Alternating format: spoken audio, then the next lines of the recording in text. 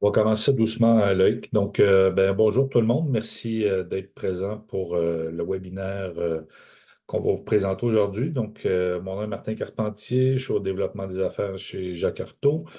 Je suis accompagné aujourd'hui de mon collègue Loïc Messal qui va agir comme présentateur du webinaire. Donc, on va faire ça en deux temps. En fait, on va vous parler de la plateforme de Jakarta, de toutes les possibilités au niveau des différentes fonctionnalités. Et on vous montrera aussi vers la fin du webinaire euh, les différents types d'inventaires qu'on va produire actuellement à partir des données là, que nous avons déjà.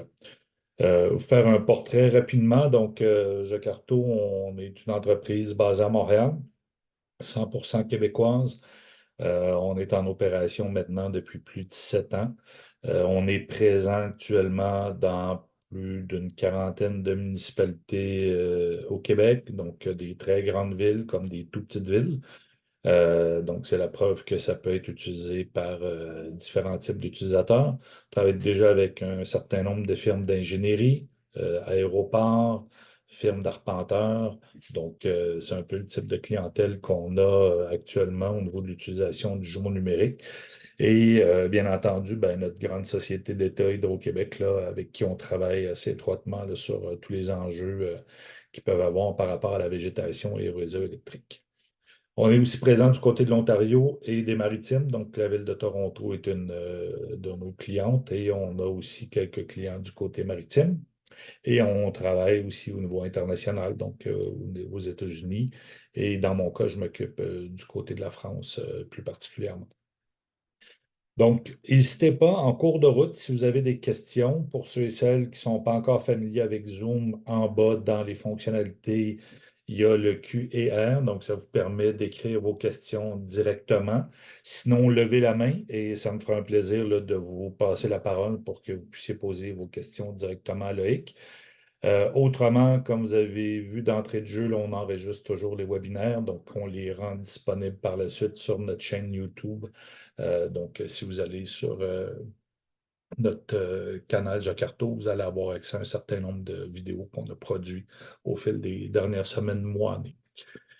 Donc, sur ça, Loïc, je te laisse la parole, puis je vais t'interrompre à certains moments là, pour pouvoir te passer des questions là, de la part des gens qui participent au webinaire. C'est parfait, merci Martin. Fait que je vais commencer par une présentation plutôt générique, puis on va aller vers Jack Artens progressivement. J'aimerais ça que ce soit le plus interactif possible pour qu'on puisse récolter un maximum d'informations sur vos cas d'usage, puis répondre pendant que le sujet est chaud. Je vais déplacer cette barre-là. Mon partage d'écran fonctionne. OK. Donc, on va parler de cartographie 3D urbaine aujourd'hui chez Jacarto. J'agis en tant que gestionnaire des technologies aujourd'hui. Donc, je me présente, Loïc Messal, je suis passionné de géomatique. Ça fait plusieurs années que je travaille chez Jacarto. En fait, depuis sa création, j'ai commencé en tant que développeur, puis j'ai pris la direction scientifique pour ensuite basculer sur la gestion des technologies. J'aime apprendre, je code parfois, puis je vais vous montrer certaines des réalisations de Jacarto et la plateforme en tant que telle. Pour récapituler le parcours de Martin, donc on se spécialise en cartographie 3D urbaine, on opère au Québec.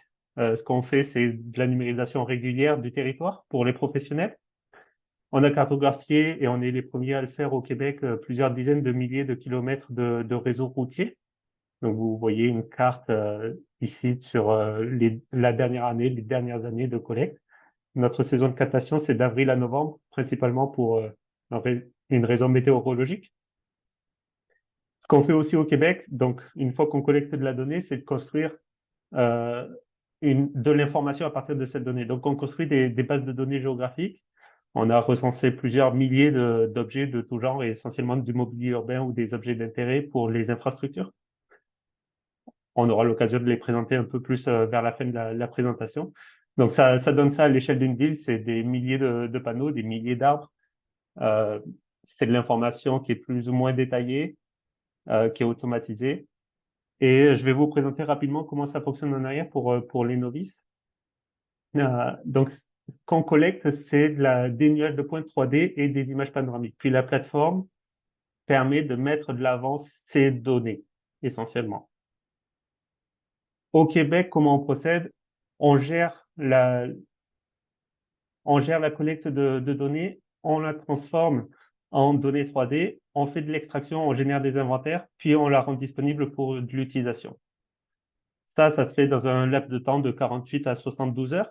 Donc, c'est plutôt très rapide. Comment on procède? C'est essentiellement des camions équipés de capteurs qui sillonnent la ville et le territoire urbain. Ce qu'on fait aussi en dehors du Québec, c'est qu'on s'aperçoit qu'il y a beaucoup de joueurs qui ont des données tierces. Puis souvent, elle est sous-exploitée, cette donnée tierce, et on la rend compatible. On essaie de travailler sur des enjeux de conversion de données pour justement bonifier l'utilisation de la plateforme en arrière. Donc, on vient sur le sujet principal maintenant, accéder à la donnée via la plateforme. Voici une vue d'ensemble de la plateforme numérique. Donc, elle est composée de plusieurs éléments. On va trouver Jakarta, qui est peut-être le produit phare qu'on présente généralement et que je vais présenter en détail aujourd'hui. On a Thais, qui est notre service de tuiles matricielles. Donc, on génère des tuiles matricielles à la volée à partir des nuages de points. On a une API qui permet de créer des web applications. On a des plugins qui permettent de se connecter à Jakarta, de se connecter en fait, qui vient jouer avec tous les composants au-dessus. Puis, on a d'autres éléments qui permettent d'accéder à la donnée, soit la donnée d'inventaire, soit la donnée un peu plus brute, type nuage de points. Ça, c'est la plateforme dans la grande ligne. Je vais présenter un peu plus maintenant Jakarta. Donc, Jakarta, c'est notre application web qui facilite l'accès aux données LIDAR et à l'imagerie. Donc, ça sert essentiellement à visualiser, mesurer et inventorier des actifs au niveau de la ville, des municipalités. Ça permet surtout de réduire le temps passé sur le terrain et tout ce qui va avec. Donc, la logistique, le temps de déplacement, puis la gestion de l'information. Puis ensuite, ça se combine aussi avec les SIG. Donc, c'est une solution qui est assez directe pour accéder aux villes jumelles numériques que Jakarta crée. On va voir un exemple dans les prochaines minutes comment tout ceci fonctionne. Au niveau de Thais, donc c'est un service de flux de tuiles matricielles donc, qui facilite l'intégration des données LIDAR dans des univers cartographiques. On voit ici quelques exemples. Donc, les nuages de points sont projetés au niveau du sol, donc c'est comme une ortho-image dans laquelle on va trouver soit la réflectance en niveau de gris, donc c'est l'intensité du signal, soit également de l'analyse qui est faite directement sur le nuage de pointe. Donc, c'est de l'analyse géométrique qui permet de faire ressortir certains éléments comme les bordures de trottoir ou le fissurage dans l'asphalte. On montre aussi les capacités d'intelligence artificielle de Jakarta sur l'analyse des nuages de pointe. Donc, ici, on peut voir une cartographie thématique, une cartographie sémantique des données. Donc, les nuages de points, nous, en arrière, on les analyse pour faire ressortir, par exemple, les éléments de végétation. Ces tuiles matricielles, elles sont créées à la volée à partir des nuages de points. Donc, il y a plusieurs styles qui sont disponibles et il n'y a surtout pas de manipulation de fichiers. Donc, c'est un flux WMTS qui se connecte à vos SIG. Donc, ça, c'est utilisé par nos clients pour visualiser, mesurer et vectoriser différents éléments. Puis, on s'en sert bien sûr aussi à l'interne. La plateforme numérique s'opère un peu sous ce profil-là. Donc, à partir du site Internet, on peut accéder à la plateforme je vais montrer tout ça. La plateforme étant la page d'accueil, c'est là où il y a la gestion du compte qui s'applique. Puis, à partir de cet espace, on rentre dans un modèle où il y a besoin de l'abonnement à Jakarta. Et en fait, à Jakarta, mais également aux autres éléments. Tout ça, c'est l'abonnement à la plateforme. Donc, on va retrouver les éléments. Puis, c'est ça que je vais présenter. Donc, récapitulatif jusque-là, les capacités de Jakarta, c'est de pouvoir produire de la donnée et de la rendre disponible dans un laps de temps très, très court, c'est quasiment instantané. Nous sommes des concepteurs de solutions numériques et on crée des outils pour générer des inventaires à grande échelle. Et le but de la présentation aujourd'hui, c'est de vous présenter tous ces outils-là. Puis au niveau de la plateforme, les solutions existent et sont disponibles dès maintenant. Et puis les données provenant de différents systèmes peuvent y être intégrées dès aujourd'hui. Je vais arrêter ma présentation PowerPoint pour basculer maintenant sur le concret. Donc, à partir du site internet jakarto.com, on peut accéder à la plateforme à partir des boutons en haut à droite. Donc, une fois qu'on accède à la plateforme, on peut créer son compte ici, on valide son adresse de courriel, puis à partir de là, on va pouvoir accéder au formulaire d'authentification. Voici les éléments de la plateforme. Donc, c'est à partir de cette page-là qu'on va pouvoir accéder aux différents modules. Les grandes applications phares que je présentais tantôt sont mises de l'avant ici. En cas de besoin de soutien, n'hésitez pas à nous contacter. En fait, on va répondre à vos demandes pour des besoins d'inventaire, pour des besoins de captation, pour des besoins de soutien. Sachez qu'il y a aussi des liens qui facilitent l'accès à des guides d'utilisation aussi. Les plugins sont présentés ici. Donc, c'est des plugins qui interagissent essentiellement avec Jackartons. Donc, ça fonctionne pour QGIS, pour ArcGIS Pro, pour Gmap. Il y a aussi une extension de navigateur qui permet de basculer entre Google Street View puis Jackartons. On a l'étude matricielle qui est ici à gauche. Donc, ça, c'est la présentation sur une page web. Puis, on a à droite comment l'utiliser dans un cadre d'utilisation d'un SIG, donc de comment connecter le flux de raster, le flux de tuiles matricielles dans un SIG, que ce soit ArcGIS ou QGIS, par exemple. On a l'API qui est montrée ici avec des exemples d'applications.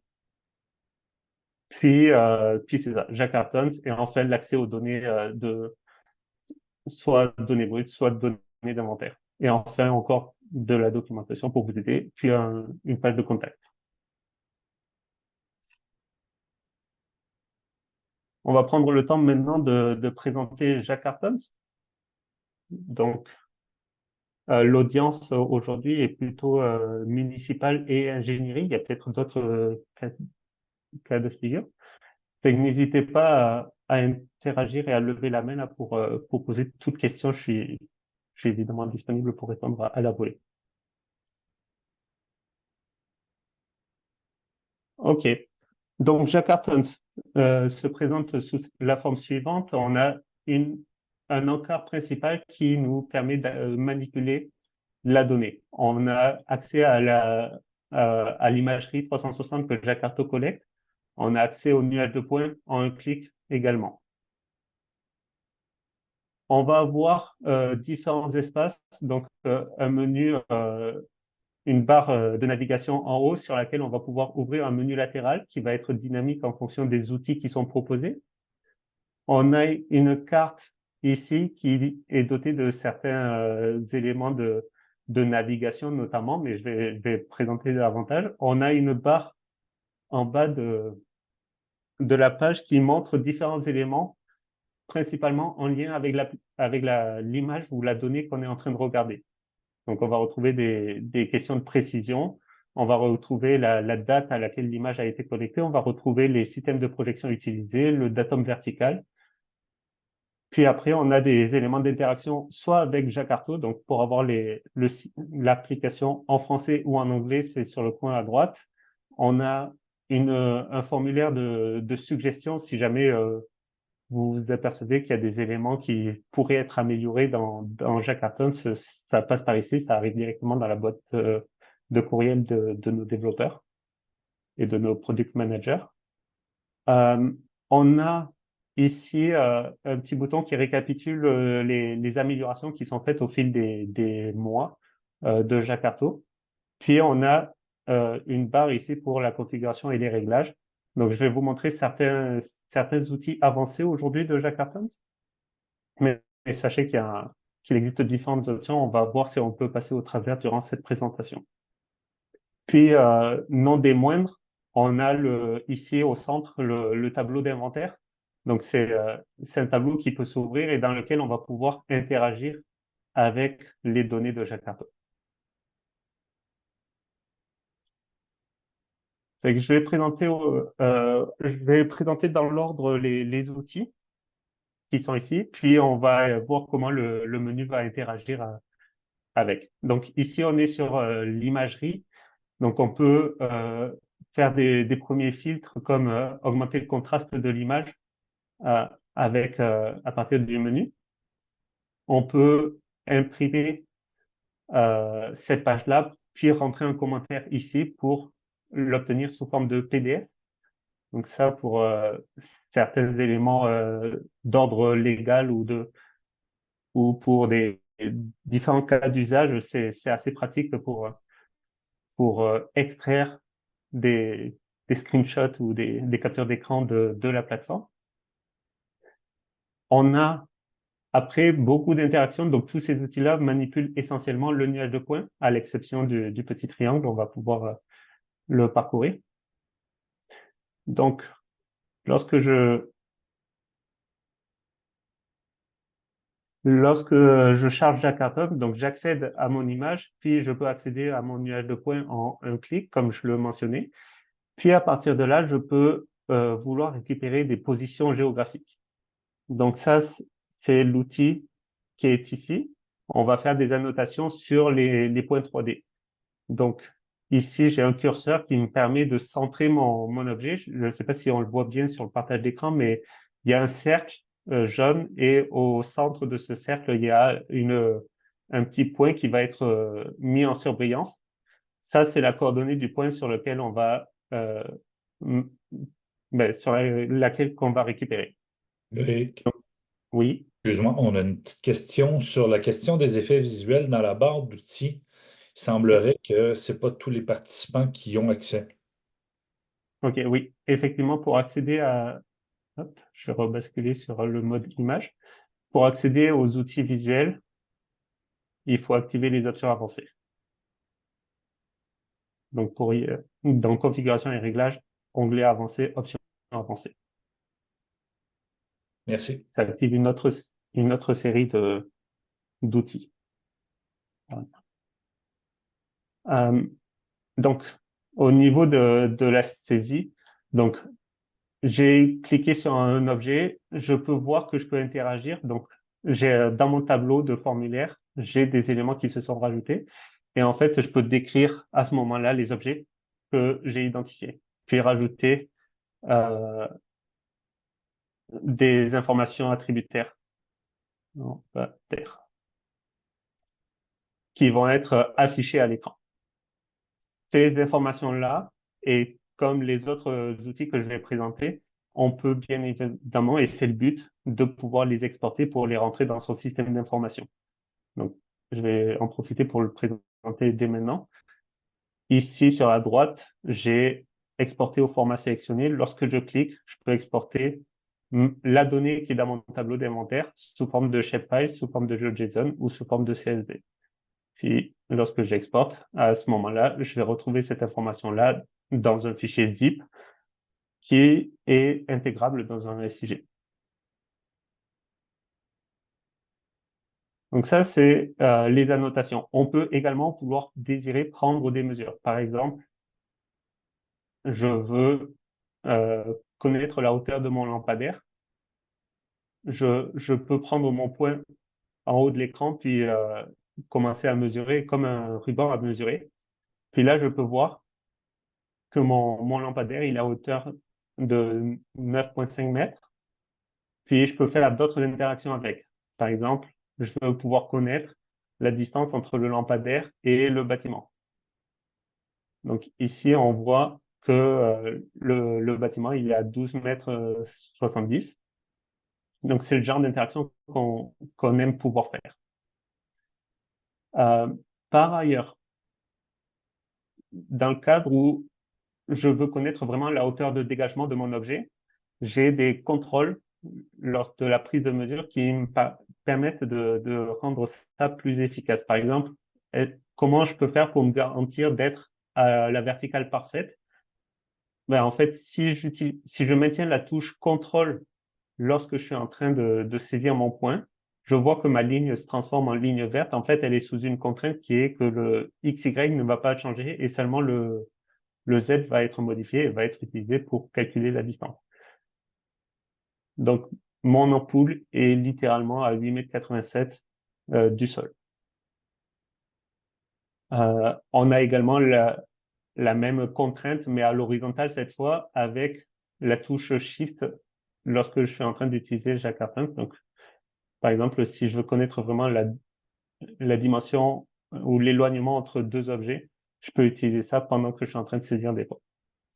Évidemment, si je vois mal dans la donnée, je peux à ce moment-là naviguer d'une image à l'autre pour essayer de trouver un meilleur angle de vue pour mon objet. Puis je reprends mon utilisation pour mesurer d'autres éléments du territoire. On a également donc un outil de génération de polylignes 3D. Donc c'est équivalent au ruban à mesurer, sauf qu'on peut continuer la ligne. Et on peut le faire sur plusieurs points consécutifs de cette façon-là. Puis pour fermer la ligne, je dois utiliser mon clic droit pour mettre fin au dessin. Et à ce moment-là, ça va enregistrer la ligne dans le tableau de la même manière que ça va enregistrer la polyligne de la même manière que la ligne. Autre élément, Loïc, oui. juste avec la polyligne, est-ce que c'est maintenant que tu voulais parler du calcul de l'aire de surface ou ça va être plus loin dans les fonctionnalités avancées? Alors, je vais pouvoir le présenter. Euh, c'est une fonctionnalité qui est accessible seulement à certains groupes d'utilisateurs pour l'instant, mais sachez que on peut l'activer. Donc, si je veux connaître, alors là, c'est peut-être pas pertinent comme objet. Je veux connaître la dimension, la surface de mon bâtiment. Je peux commencer à dessiner une polyligne comme ceci. Puis avec cette fonctionnalité, en fait, je peux avoir la surface totale du polygone qui est représentée par cette ligne. Si elle n'est pas affichée à l'écran, mais je pourrais le montrer sur un compte qui dispose de cette fonctionnalité. Autre cas d'usage, c'est de récupérer les coordonnées 3D d'un point. Donc, c'est Excuse-moi très encore, Loïc. similaire. Oui. Excuse-moi encore. Donc, on a une question de Carl Chevrette là, sur la question du contrôle et du chiffre. Oui, c'est expliqué, puis peut-être qu'on peut en profiter pour montrer où est le guide d'utilisateur dans Jakarta. Oui. Donc, le guide d'utilisation est disponible à partir de l'icône de la maison ici. Il y a un lien vers le guide. Quand on clique dessus, on est redirigé vers les fonctionnalités de Jackartons. Puis, donc, on va pouvoir voir comment, à peu près tout ce que je décris ici, on va pouvoir le retrouver dans le guide. C'est correct? Oui, merci. Ok. J'en profite pour dire, si jamais, donc une fonctionnalité de Jackarton, si jamais on quitte l'application ou qu'elle se ferme par erreur et que on souhaite revenir dans l'état actuel de l'application, ben, lors de la prochaine visite de Jackarton, on va pouvoir restaurer les éléments ou la session sur laquelle on était en train de travailler. Donc, on a le choix de le faire ou pas. Et, ici, je vais le reprendre et on va retrouver les éléments qu'on était en train de faire. Euh, Donc, la récupération de coordonnées 3D, cette fois-ci, c'est pour faire de l'inventaire. Donc, c'est pour récupérer, je veux connaître l'emplacement de ce panneau euh, utilitaire, je veux connaître la position de cette ampoule. Je clique, je saisis des points, ça se rajoute dans mon inventaire. Et mon inventaire, quand je vais l'exporter, ben, je vais retrouver tous les attributs que je rentre et principalement les coordonnées géographiques. C'est ça qui va être utile d'un point de vue SIG. Qu'on peut faire aussi, Donc là, je vais m'amener à un endroit un peu plus particulier euh, pour vous illustrer un vrai cas d'usage. On veut faire le relevé d'inventaire ici. Donc, imaginons un relevé de lampadaire. Je peux vouloir dire, OK, je sais que tous les objets que je vais annoter sont des lampadaires. Donc, je peux appliquer un mode de création par série. Je peux dire ici lampadaire. Puis, à partir de ce moment-là, tous les points que je vais saisir vont être identifiés comme des lampadaires. Donc, on voit ici que le nom va être tout le temps remplacé. Donc, je peux aller très, très vite sur mes manipulations. Par exemple, ici, j'en saisis un autre. J'en saisis un. Alors là, c'est pas des lampadaires, mauvais exemple. Mais ça, c'était poteau. Mais disons que s'il y avait plus de lampadaires, je pourrais aller plus vite. Ici, je suis pas sûr. Est-ce que c'en est un? Ah, peut-être, peut-être pas. Je vais peut-être me rapprocher un peu. OK, non, c'est pas un lampadaire. Par contre, celui-ci, c'est un lampadaire. Si je veux le saisir, dans le nuage de points, on est un peu limité parce que, ben, en fait, on le voit pas. On le voit pas, il est trop loin pour être capté par le nuage de points.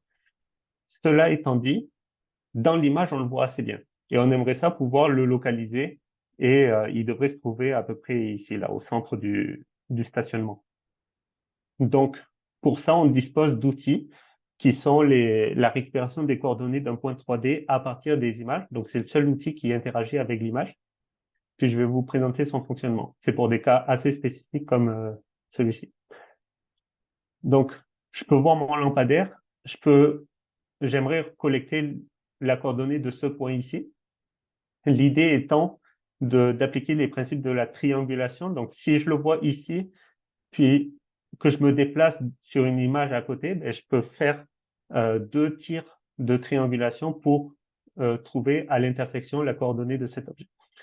Donc, pour ce faire, il y a de la documentation qui est expliquée ici, mais l'idée étant, je vise mon objet, je fais clic droit ici, et là, je vois qu'il y a un point qui est apparu sur mon écran.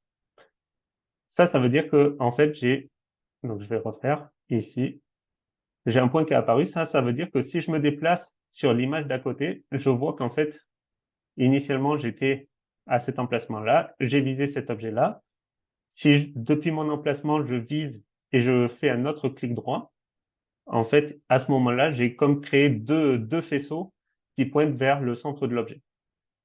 L'objet est à l'intersection de ces deux faisceaux-là. Donc, lorsque je valide euh, ma triangulation, ma coordonnée va se trouver à l'emplacement sur la carte et on peut le confirmer sur la carte ici. Donc ça, c'est une fonctionnalité qui sert à certains cas spécifiques lorsque les objets sont relativement éloignés et qui ne sont pas disponibles dans le nuage de points. Euh, Par ailleurs, donc maintenant, j'ai parlé des nuages de points, je vais plus rentrer en détail dans le menu qui est exposé ici. Avant ça, je veux montrer un outil qu'on voit qui est similaire, qu'on soit dans le nuage de points ou dans l'image panoramique. C'est qu'en fait, à chaque fois que le camion de Jakarta sillonne la ville, ben, il laisse des traces qu'on voit ici sur la carte. Puis ces traces-là, en fait, elles vont s'accumuler. Donc, on peut remonter le temps. Entre autres, on peut passer, ici, on voit que le camion, il est passé le 27 août, mais il est également passé le 24 avril 2022 sur la même scène. Donc, on peut voir l'évolution d'un paysage urbain avec ce genre d'outils ou suivre l'apparition de différents éléments, donc des arbres qui pourraient être brisés à la suite d'un épisode de verglas, des panneaux de signalisation qui ont été déplacés, des graffitis qui apparaissent aussi dans la ville.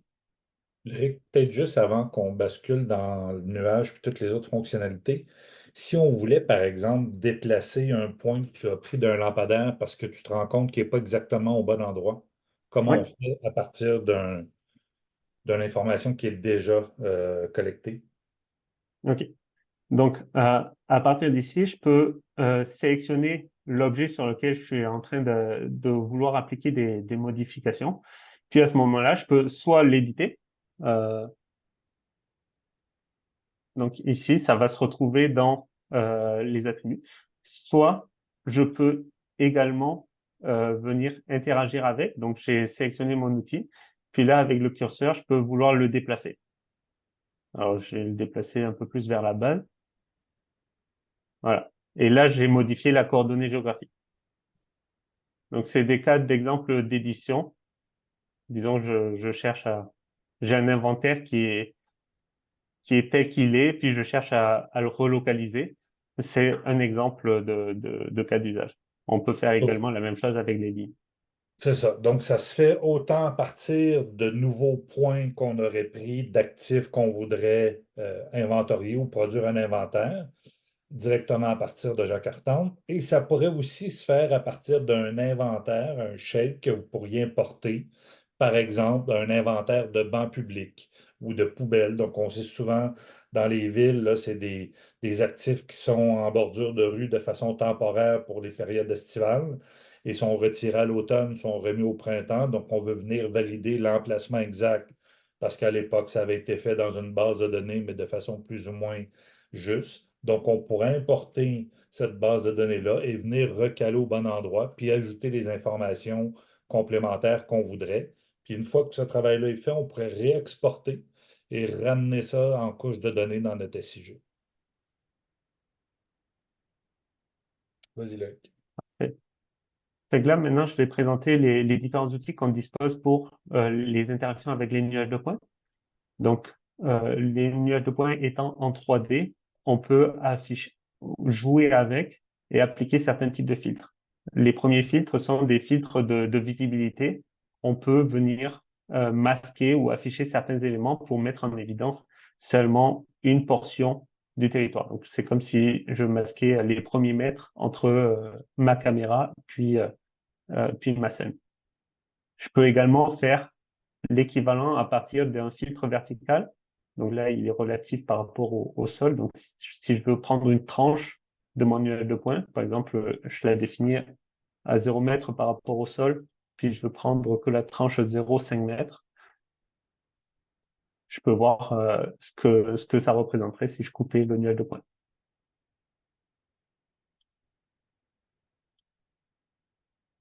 Je peux également manipuler l'intensité du nuage de points. Donc, l'intensité, c'est le signal qu'on reçoit du scanner laser.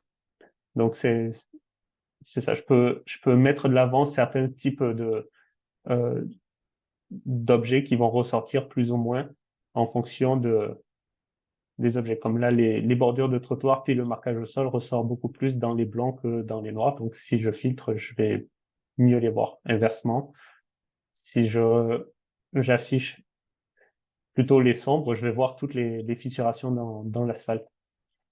Donc, c'est des cas d'exemples de filtres qui peuvent être appliqués. Non des moindres, et j'en parlais tantôt, donc le filtre de classification, nous, Jakarta, en tant que créateur de solutions, on dispose d'algorithmes qui analysent les données. On peut voir ici différentes catégories qui ont été annotées puis euh, appliquées sur les nuages de points. Donc, tous les nuages de points générés par Jakarta vont avoir ces attributs-là. On peut, par exemple, filtrer ou conserver les éléments de végétation. On peut cacher les bâtiments, donc on les voit un peu disparaître. Il n'y en a pas trop dans la scène, mais par exemple les poteaux, on pourrait comme soit les faire disparaître, soit euh, les conserver. Ou si on veut enlever le sol, la végétation, et avoir que les éléments d'utilité publique, ben on peut l'afficher sous cette forme-là. Par défaut, et parce que ça gêne à la plupart des cas d'inventaire, nous masquons les véhicules. Euh, Par ailleurs, après, sur l'apparence des nuages de points en tant que tels, on peut modifier un peu leur intensité. Donc, ça va permettre de faire varier les teintes de gris pour pour maximiser un peu la visibilité de ces données-là. Puis, on peut aussi jouer sur la taille des points pour les mettre plus en évidence. qu'on peut voir aussi, ou ce qu'on peut vouloir faire, c'est de coloriser par élévation dans le sens où on veut connaître rapidement la hauteur d'un objet. On a les couleurs qui vont se répéter tous les 10 mètres. Donc ici, j'ai le sol qui est en vert, le haut du poteau qui est en vert. Donc rapidement, à vue d'œil, je peux savoir que cet objet-là, il fait au moins 10 mètres. Je vois que cet arbre-là aussi. Donc pour des ingénieurs forestiers qui travaillent dans un milieu urbain, en quelques secondes, ils peuvent estimer la hauteur d'un arbre. Donc cet arbre-là, il fait à peu près 6 mètres. Puis si jamais on veut le confirmer, ben, on peut utiliser les outils de mesure. Euh, Par ailleurs, on peut simuler comme des inondations quelque part. Donc, on peut établir une cote de plancher, donc qui est par défaut à la hauteur du sol. Puis, on peut simuler l'impact d'une élévation de cette cote-là. Donc, c'est vraiment de la simulation basique, là. C'est un plancher purement horizontal, mais ça peut donner un ordre de grandeur de qu'est-ce qui arriverait si la cote atteignait 33,10 mètres dans ce secteur. Pour jouer avec le nuage de points, donc on peut se déplacer dans la carte de différentes manières. On peut se déplacer d'image en image comme je vais le présenter ici. Donc il y a les pastilles qui s'affichent, qui indiquent les endroits où il y a de la donnée disponible. Puis on peut bien sûr le faire avec les flèches de clavier aussi. Qu'on peut faire On peut faire la même chose également à partir de la carte. Donc, si je clique ici, je vais être téléporté à l'emplacement où j'ai cliqué. Qu'on peut faire aussi dans le nuage de points, comme c'est de la 3D, on peut jouer avec ce qu'on appelle une navigation libre. Donc, on peut se promener dans le nuage de points. Donc là, c'est des raccourcis clavier qui sont à utiliser, mais c'est les touches directionnelles ou les touches, dépendamment des claviers QWERTY ou AZERTY, AWSD ou QZSD.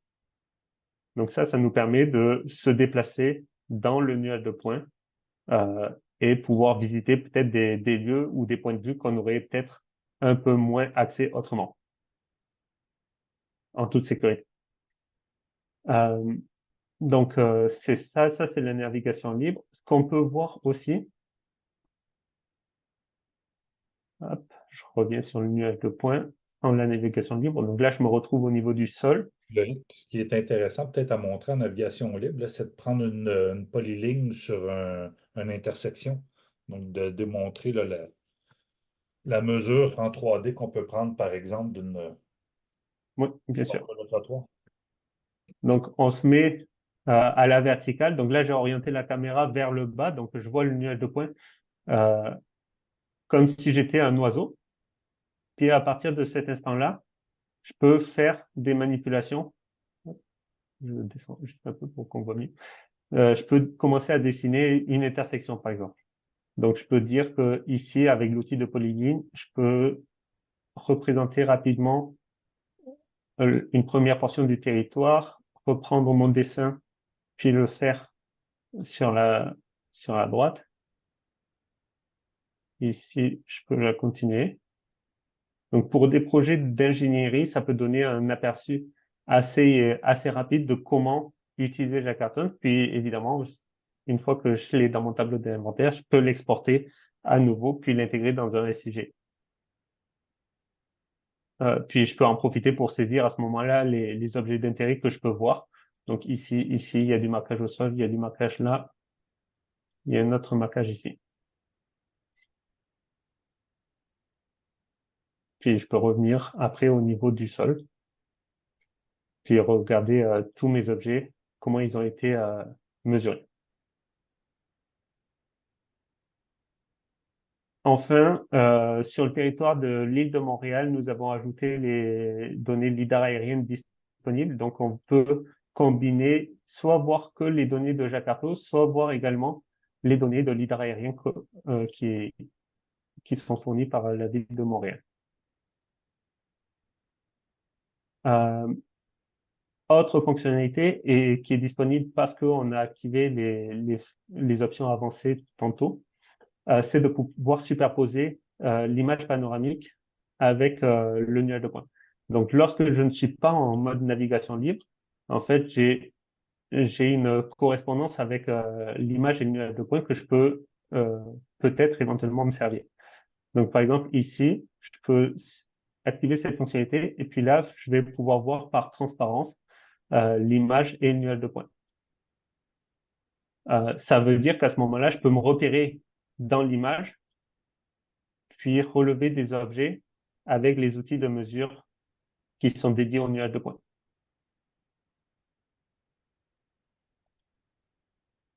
Puis enfin, on peut télécharger la scène. Donc, il y a deux options de téléchargement selon le type d'abonnement. Donc, télécharger la scène 3D va vous permettre de télécharger les points qui sont affichés à l'écran ici dans un format de nuage de points 3D.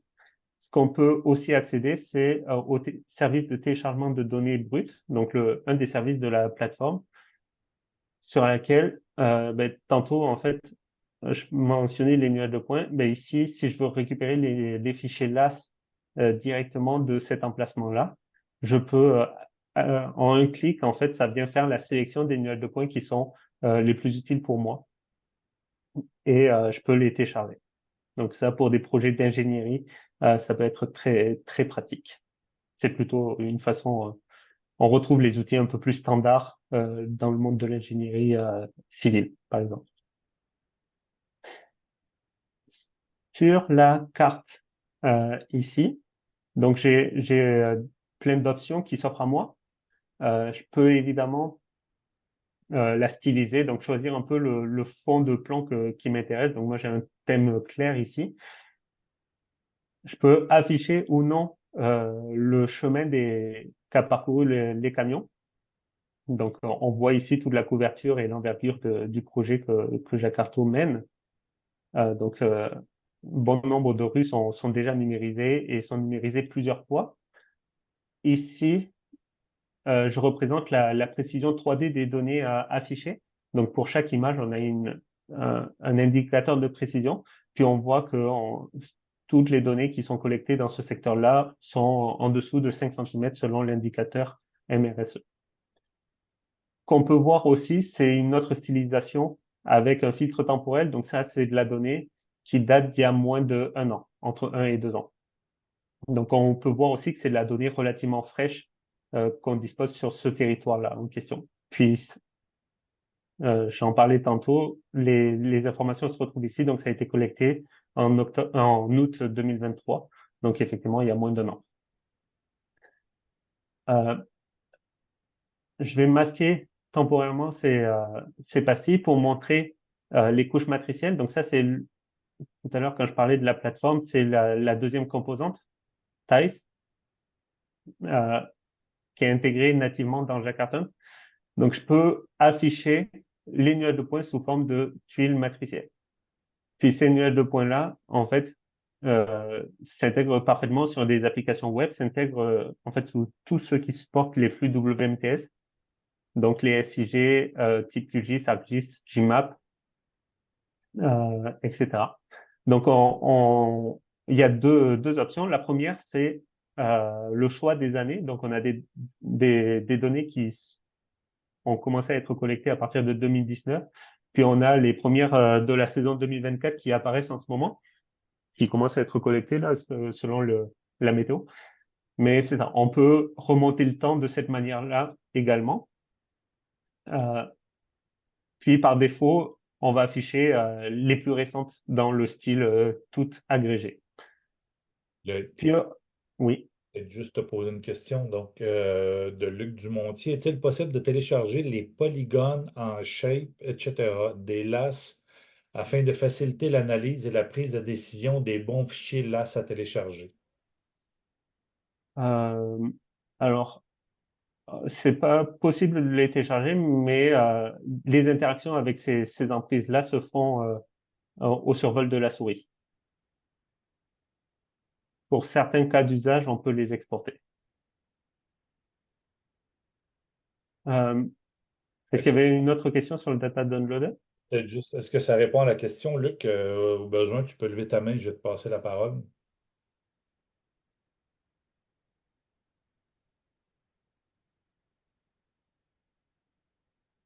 continue, puis on Ok. verra si. Donc, au niveau des tuiles matricielles, donc, on a différents styles, donc je présentais tantôt.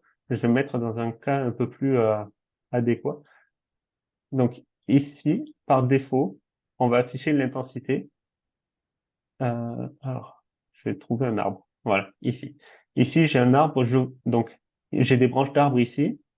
J'ai un poteau là, puis je vois des éléments au niveau du sol. C'est l'intersection que j'ai dessinée tout à l'heure avec le marquage au sol. Je pourrais vouloir, et ça c'est une spécificité du système de Jakarta, euh, analyser les nuages de points, puis mettre de l'avant seulement les points au niveau du sol. Donc par exemple, j'aimerais enlever l'arbre parce que je veux faire une analyse sur tout ce qu'il y a au niveau du sol. Donc là, je vois plus les poteaux, mais je vois beaucoup mieux le marquage au sol, je vois beaucoup mieux la fissuration dans l'asphalte. Donc je peux zoomer suffisamment pour distinguer certains éléments. Euh, je peux vouloir afficher des calculs qui vont mettre de l'avant justement les enjeux de fissuration. Donc on va mieux les voir et les représenter à l'écran. On voit mieux également les différences d'élévation donc au niveau des bordures. Ça, c'est quelque chose qui se fait dans Jakarta pour euh, se repérer davantage. Mais il y a peu d'outils qui sont intégrés à ça dans Jakarta. Par contre, on peut faire l'équivalent dans un projet avec un SIG, par exemple. Ici, je vais vous montrer un cas d'exemple à Amstead. Donc, je charge mon projet QGIS. Euh, j'ai donc je le montre dans QGIS, mais ça fonctionne également dans ArcGIS. euh, j'ai euh, j'ai des connexions, puis je peux avoir, par exemple, je crée une connexion pour Jakarta. Donc, le flux de tuiles matricielles au format WMTS est utilisé ici. Puis à ce moment-là, je rentre mes informations de connexion euh, à, à Jakarta ou à la plateforme Jakarta. Puis je peux accéder à cette série de tuiles matricielles. Puis à ce moment-là, je retrouve les mêmes éléments qui sont présentés dans Jackartons, puis les différents styles. Puis en arrière de ces styles-là, je peux choisir les systèmes de coordonnées qui sont utilisés, soit avoir les données en NAT83 non CSRS, soit en NAT83 CSRS en fonction de mes fuseaux, soit avoir quelque chose qui est un peu plus compatible avec les applications web. Donc ça me permet de jouer avec ces flux de raster. Par exemple, si je charge le style d'intensité maximale, je peux représenter sur ma carte euh, toute l'information, puis ces données-là vont être assez claires et assez limpides à être utilisées. Donc ici, on voit très nettement qu'il y a un enjeu de fissuration. On voit des infrastructures liées au réseau d'eau. On voit les arbres. On voit des arbres qui chevauchent un fil électrique ici.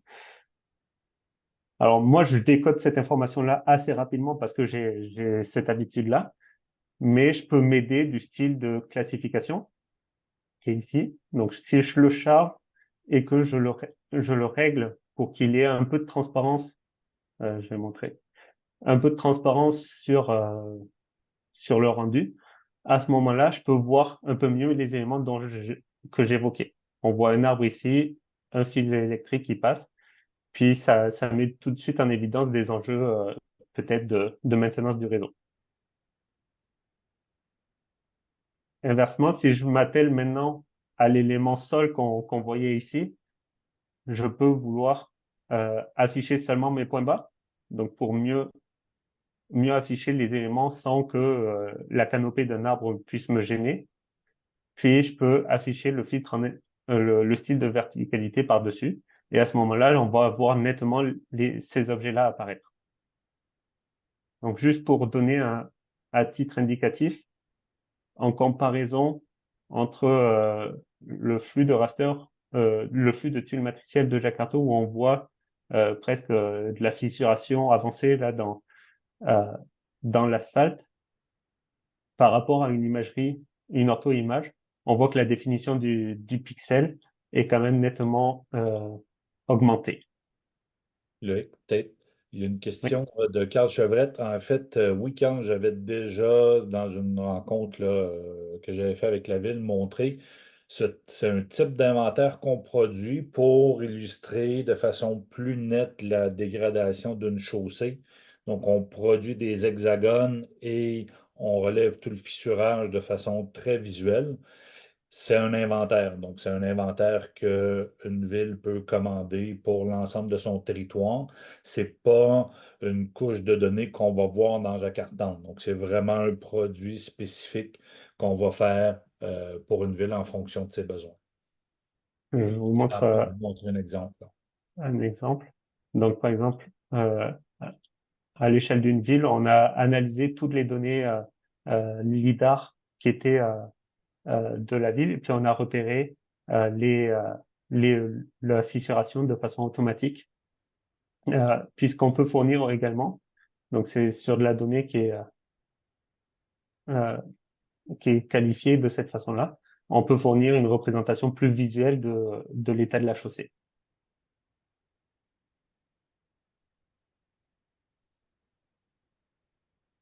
Puis évidemment, tous ces éléments-là s'interconnectent entre Jackarton, par exemple, ça reste géographique, donc à partir d'un inventaire fourni, on peut, ou à partir des plugins que Jakarta dispose pour les SIG, on peut se rendre sur euh, le point en question pour vérifier l'état de la chaussée. Puis effectivement, euh, ici, la chaussée est un peu dégradée.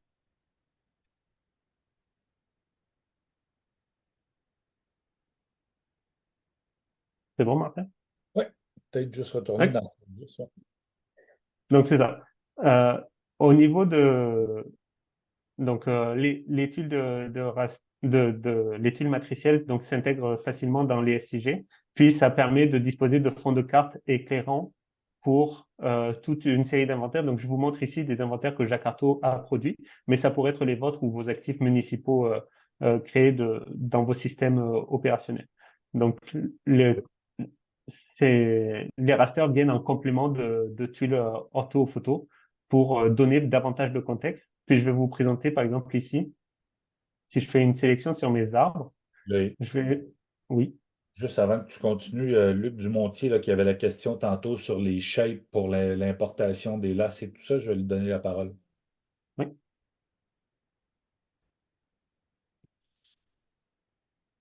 Bonjour. Bonjour. bonjour. En fait, la question, pour préciser la question, c'est que lorsque plusieurs lacs se superposent, c'est pas toujours évident dans la sélection graphique d'identifier les bons lacs. Fait que la question était plus, est-ce qu'il est possible de dessiner un périmètre pour pouvoir extraire l'enveloppe de chacun des lacs en format vectoriel, là, shape ou autre, pour être capable de faire un peu plus une analyse approfondie, pour être capable de bien déterminer les lacs qu'on a besoin d'extraire, là. Lorsque plusieurs superpositions de lacs, c'est pas évident, là. Oui, tout à fait. Alors, c'est pas dans... On peut pas le faire de façon autonome sur la plateforme, mais sur demande, on peut fournir cette information-là pour pouvoir ensuite faire des filtres sur soit les dates, soit la géométrie. Merci. Euh, je voulais présenter donc un exemple de l'outil du plugin QGIS. Donc ici, c'est un outil qui permet d'accéder à l'information de Jackartons directement dans QGIS. Donc lorsque je clique sur un des premiers outils, je peux, par exemple, sélectionner mes arbres et à ce moment-là, je vais pouvoir visualiser les objets qui ont été, ou euh, les images associées à cet objet. Donc ici, on peut voir trois images consécutives de Jackarton pour l'élément arbre que j'ai cartographié. Donc ça donne un aperçu très rapide de comment on peut intégrer cet outil-là pour faire du contrôle d'inventaire ou de la validation à différents niveaux. C'est un outil qui est un peu plus avancé, qui fait un peu plus que juste afficher une image. Mais un des éléments qui fournit, c'est aussi la possibilité d'aller visiter Jackartons à un endroit spécifique. Par exemple, je veux visiter cet arbre-là. Je peux cliquer, interagir avec ma carte et accéder à Jackarton devant l'arbre sur lequel je viens de cliquer. on voit que cet arbre-là, il a des enjeux peut-être d'élagage ou de santé, là. On voit qu'il est un peu dégarni. Et là, j'aimerais vous montrer quelque chose qui peut intéresser les aménagistes. Par exemple, cet arbre-là semble avoir un enjeu d'élagage. Je peux imaginer qu'est-ce que ça donne si il se fait euh, élaguer au complet, s'il est éliminé. Puis je peux aussi jouer avec un des outils que je n'ai pas encore présenté, qui est de pouvoir générer des objets 3D. Si je dispose de mon propre modèle d'arbre, je peux par exemple aller le chercher. Donc on supporte certains types de formats. Puis par exemple, si je veux mettre un cèdre à la place,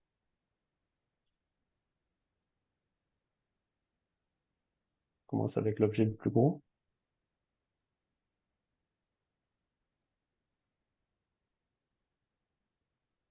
Je peux venir imaginer que...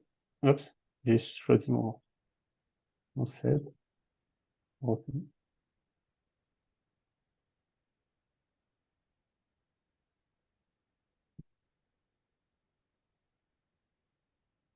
Ok.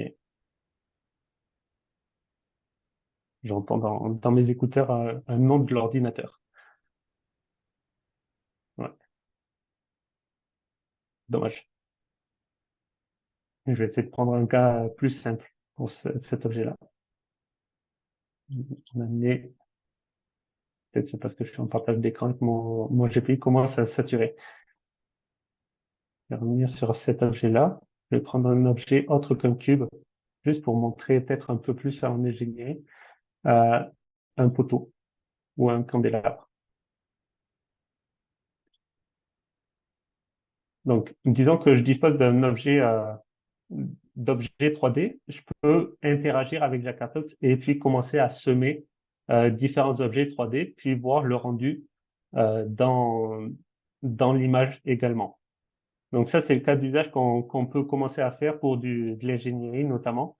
Je vais essayer de charger maintenant que ça marche. Donc je vais peut-être pas charger mon cèdre parce qu'il semblait être un peu trop lourd, mais je peux imaginer pour de l'aménagement paysager et pour la création de plates-bandes, comment ça peut rendre dans une ville de mettre un parterre de fleurs, par exemple, sur mon territoire. Donc ici, on voit qu'il y a aucun objet. Je peux commencer à semer des fleurs. Donc c'est des cas d'usage qui peuvent montrer, qui peuvent aussi se faire dans Jackathons. Donc ça me permettait d'introduire le dernier outil qui est la génération des objets 3D. Merci Loïc.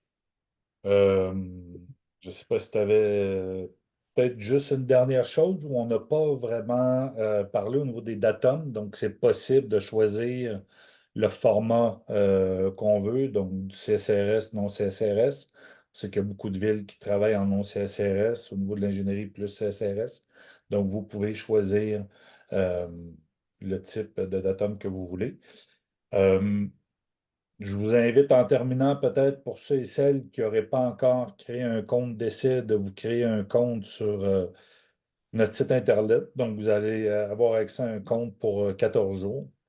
Je vous ai aussi mis dans la boîte de discussion mes coordonnées pour ceux et celles là, qui auraient un intérêt à vouloir poursuivre les échanges ou avoir des questions sur la question des abonnements. Bon, pour ce qui est des municipalités, c'est un abonnement par ville. Pour ce qui est de l'entreprise privée, on est dans un principe d'abonnement par licence, donc ce qu'on connaît là, de façon standard. Pour tout ce qui est l'accès à la donnée brute, donc encore là, on peut discuter des besoins que vous pourriez avoir. Même chose au niveau des inventaires. Donc, je vous invite à communiquer avec moi si vous avez des questions. Autrement, on va vous laisser sur ça. Ça fait une heure déjà que le webinaire court. Et n'hésitez pas à nous revenir si vous avez des questions. Merci. Bonne journée à tous.